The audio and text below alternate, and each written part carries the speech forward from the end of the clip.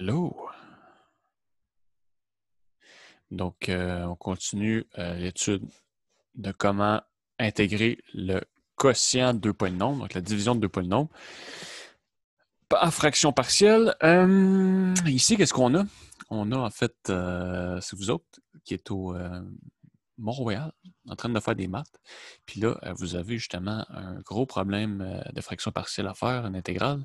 Puis là, vous arrivez en fait à le factoriser en fraction partielle sous cette forme-là. Puis le soleil vous a vu faire. Fait qu'il est comme wow! Il est rendu vraiment, vraiment habile en mathématiques, ce petit-là. Fait que. Ouais.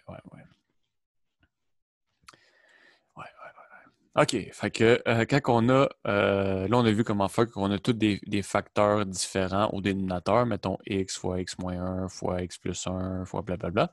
On le sépare en 3.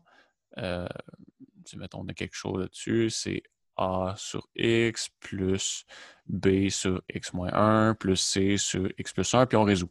Mais là, qu'est-ce qui arrive si j'ai deux fois le même? En fait, on peut dire que ça, c'est la même chose que X plus 1 à la 2. Fait qu'est-ce qu'on va faire? En fait, on va en mettre 1 pour, normalement, le X. 1 aussi pour le X1. On va en mettre 1. On n'en mettra pas un autre comme ça ici pour x1. En fait, ce qu'on va faire, c'est qu'on va en mettre un pour x1 à la 2 comme ça ici. OK? Donc, on va voir. C'est ça qu'en fait que c'est en train de dire dans cette patente-là. Quand on le répète, on en met. Si j'ai un à la 3, je l'aurais mis 3. J'en mets un pour chaque puissance de comment il se répète. Puis là, juste revenir sur ce que j'ai dit dernière fois. Donc ici, j'ai recopié un bout de ce qu'il y avait dernière fois. J'ai laissé de la scrap que j'ai mal effacé pour qu'on se rende compte à quel point quand on a quelque chose qui est remis à nous autres puis c'est pas propre, c'est pas agréable. Regardez ça. On essaie de lire ça puis on remarque juste les traces de Doritos sur le cahier réponse.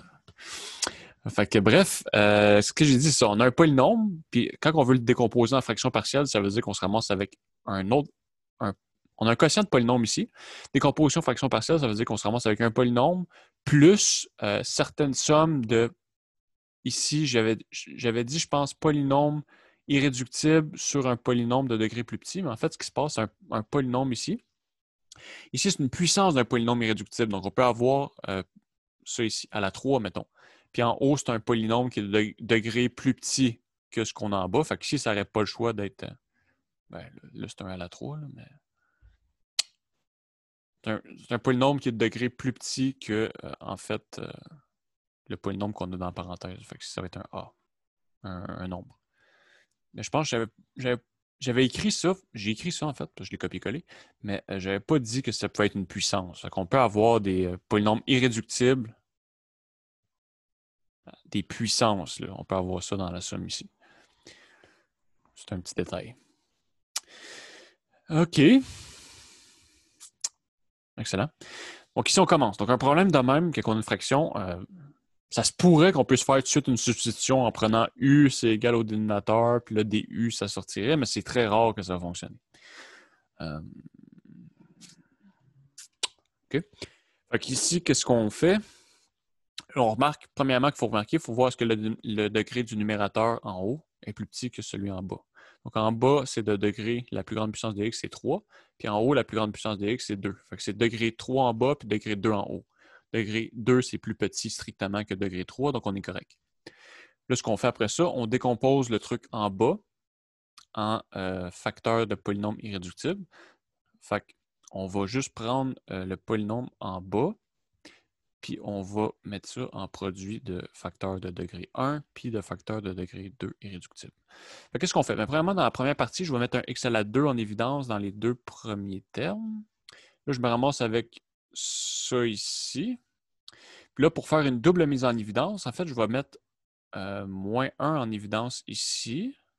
Si je mets moins 1 en évidence, je me ramasse avec ça ici, comme ça. Comme ça, en fait, j'obtiens deux fois le même terme. Puis là, je peux prendre ce terme-là puis le mettre en évidence. Donc, on appelle ça, je pense, une double mise en évidence. Premièrement, on met une mise en évidence dans chaque partie. Puis après ça, on fait une autre mise en évidence. Fait que là, on a x plus 1 en avant, puis il nous reste quoi? Il nous reste un x à la 2 ici, puis un moins 1 ici. Donc, x à la 2 moins 1. Là, on pourrait tenter de dire, ça c'est égal, ça c'est égal, ça c'est égal. On pourrait tenter de dire qu'on a fini, mais non, ça c'est une différence de carré, c'est x2 moins 1 au carré, si on veut. Donc, on se ramasse avec x plus 1 fois x moins 1 fois x plus 1. Puis là, on a 2 fois x plus 1. Fait que si on veut, on peut le mettre les deux x plus 1 ensemble. X plus 1 fois x plus 1, ça fait x plus 1 à la 2. OK? Donc, premièrement, on a mis un x2 en évidence dans cette partie-là ici, puis un moins 1 en évidence dans cette partie-là ici. Puis après ça, on a mis x plus 1 en évidence, vu qu'il était dans les deux multiplications. Ça, c'est la première multiplication, ça, c'est la deuxième multiplication, moins 1 fois x plus 1. On a mis x plus 1 en évidence dans les deux, puis là, on s'est rendu compte qu'on avait un degré 1, ça, c'est irréductible, mais degré 2, peut-être que c'est réductible. Comment qu'on fait pour être sûr à 100% que c'est irréductible? En un degré 2, on le plug dans la formule quadratique, on obtient moins b plus ou moins racine de b2 moins 4ac sur 2a. Puis si ça ici, quand on le calcule, c'est négatif, ça veut dire que la racine d'un négatif, c'est impossible, ça veut dire que le polynôme est irréductible. Là, comme on avait une différence de carré, x à la 2 moins 1 au carré, on peut le factoriser avec la formule de différence de carré qui me dit que quand j'ai une différence de deux nombres au carré, donc une différence, ça veut dire moins, je peux le factoriser comme ça ici. Donc, c'est ça que j'ai utilisé. Good. Fait que là, je sais que, en fait, mon dénominateur ici, numérateur, on le laisse tout le temps pareil, à moins qu'il faut faire une division, là, quand le degré est plus grand ou égal à celui d'en bas. Mais sinon, le numérateur, on ne y touche pas. Le numérateur, c'est en haut. C'est comme dans les nuages. Numérateur. OK, fait que ça, on vient de voir que c'est égal à ça ici. Dx. Là, on va décomposer ça en fraction partielle.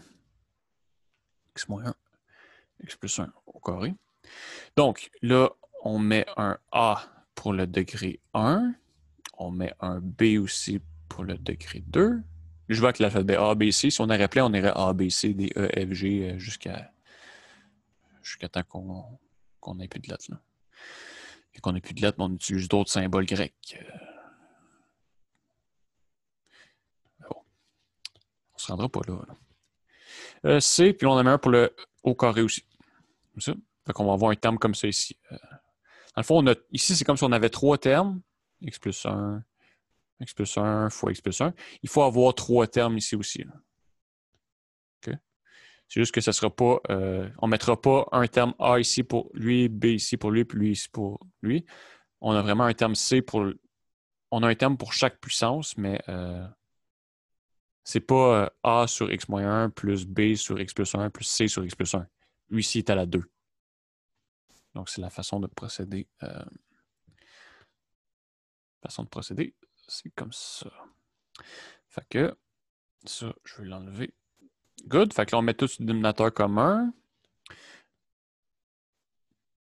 Fait qu'on va obtenir ici, il faut faire fois x plus 1 au carré. Ici, il faut faire fois x moins 1 fois x plus 1. Puis ici, il faut faire fois x moins 1 pour obtenir tout sur x moins 1 sur x plus 1 au carré. Donc là, les deux vont être sur le même dénominateur. Fait que finalement, on se rend compte qu'il faut avoir que les numérateurs sont égaux. Là, c'est la même chose, le même processus que pour les... c'est-tu les vidéos? Ouais, le vidéo précédent qui a rapport à ça. Good. Fait que là, on sait que c'est égal. Fait que qu'est-ce qu'on va faire? On va trouver des valeurs de x qui vont annuler certains trucs, puis on va trouver les valeurs de A, B, C. Fait qu'ici, si je mets x égale à 1, ça va s'annuler. Ça va s'annuler. Fait qu'il va juste rester du A. Donc, en mettant x égale à 1,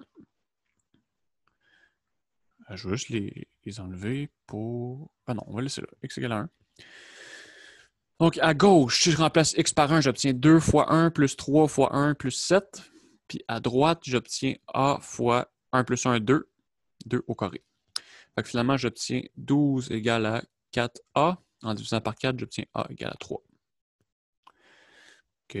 Là, maintenant, je vais remplacer x par moins 1.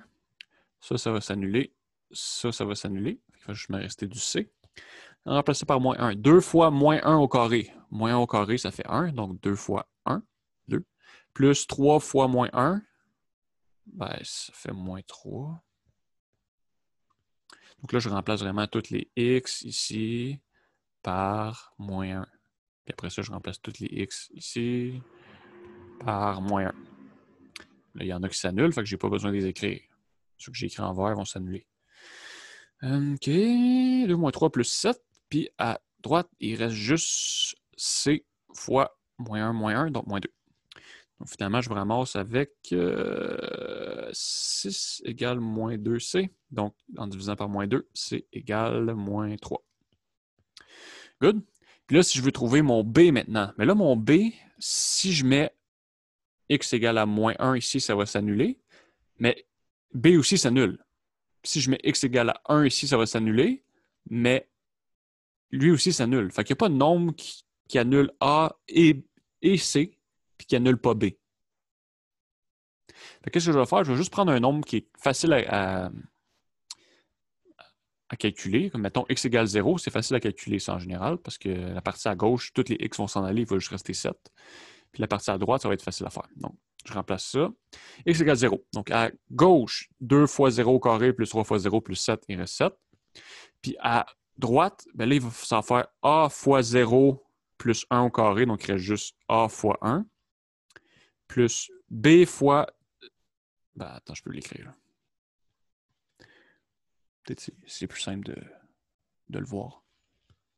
A fois 0 plus 1, donc 1 au carré, plus B fois 0 moins 1, donc moins 1, fois 0 plus 1, donc 1, plus C fois 0 moins 1.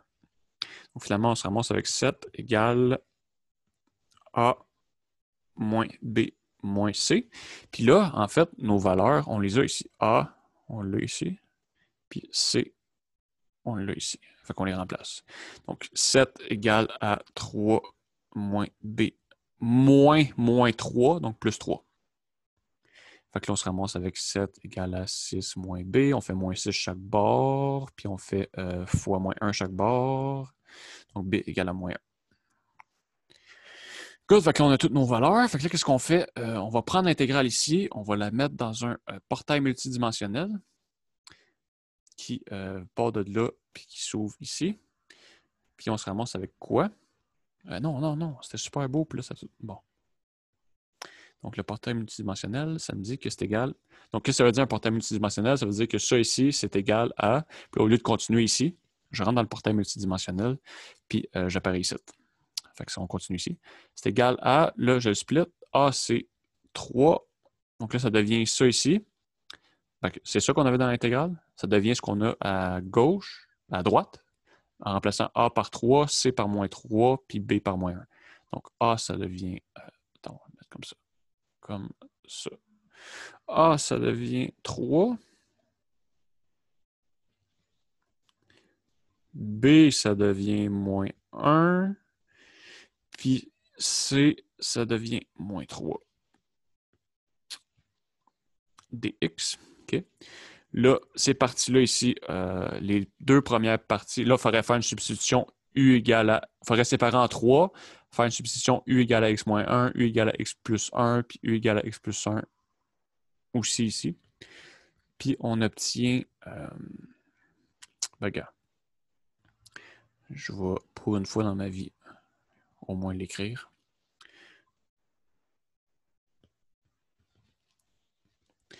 Puis je vais en faire au moins un là-dedans.